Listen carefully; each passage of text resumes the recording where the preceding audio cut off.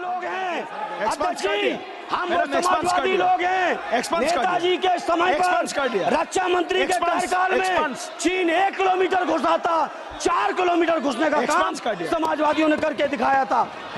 समाजवादी लोग घबराने वाले नहीं है, पूरा देश आपके साथ है। क्यों नहीं जवाब दे रहे हो? माननीय सदस्य, क्योंकि श्रद्धेय नेताजी ने रक्षा मंत्री रहते हुए सेना के मनोबल को बढ़ाने के लिए जो काम और प्रयास किया था वो अविस्मरणीय है, कभी कोई भूल नहीं सकता, विशेषकर सैनिक लोग।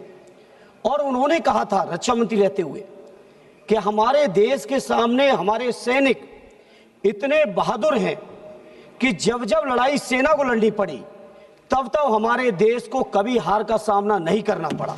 इतनी बड़ी ताकत साथ में हो, जहां इतनी बहादुर और पराक्रम सेना हो, पराक्रमी सेना हो, वहां पे सेना की जीत को, सेना के जो ऑपरेशन सफल हुआ, उस ऑपरेशन सफल को किस तरह से एक दूसरे देश के बैठे हुए राष्ट्रपति, अमेरिका के राष्ट्रपति दावा करते हैं कि हमने व्यापार के दबाव में ऑपरेशन ये सीज फायर करा दिया है। मैं समझता हूं ये हमारे देश के लिए पूरी शर्म की बात है, जहां चुनाव के समय 56 इंच का सीना, पाकिस्तान ऑक्युपाइड कश्मीर को हम छीन के लाएंगे, एक हेमराज जवान के बदले हम 10-10 जवानों को मार के आएंगे। इस तरह के जो जज्बाती नारे देने वाले हमारे माननीय प्रधानमंत्री और उनकी पूरी पार्टी और सरकार, वहीं पे आप सोचिए हमारे देश की अखंडता और संप्रभुता आज कहां खड़ी है कि लगातार 1 बार नहीं, 2 बार नहीं, 3 बार नहीं, अमेरिका के राष्ट्रपति ने 26 बार इस बात की घोषणा की है कि पाकिस्तान और भारत के बीच सीज फायर कराने वाले हमें।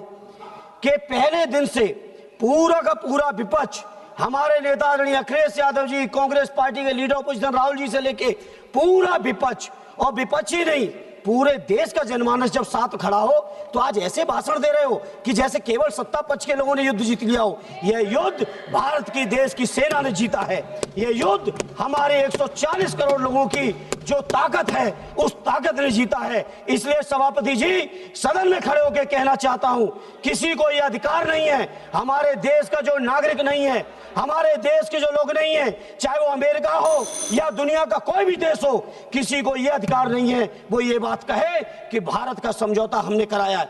नेहरू जी को आप लोग दिन भर खड़े होकर आलोचना करते हो, लेकिन मैं फक्र के साथ कहता हूं, चाहे नेहरू जी रहे हो, चाहे लोहिया जी रहे हो, चाहे उस समय के कांग्रेसी रहे हो, चाहे समाजवादी रहे हो, किसी ने कभी दूसरे देशों के सामने घुटने नहीं टेके हैं जो आपने टेकने का काम किया। धन्यवाद। ये सभापति जी जहां इस मौके पर आज तक आलोचना नहीं कर पाए, नहीं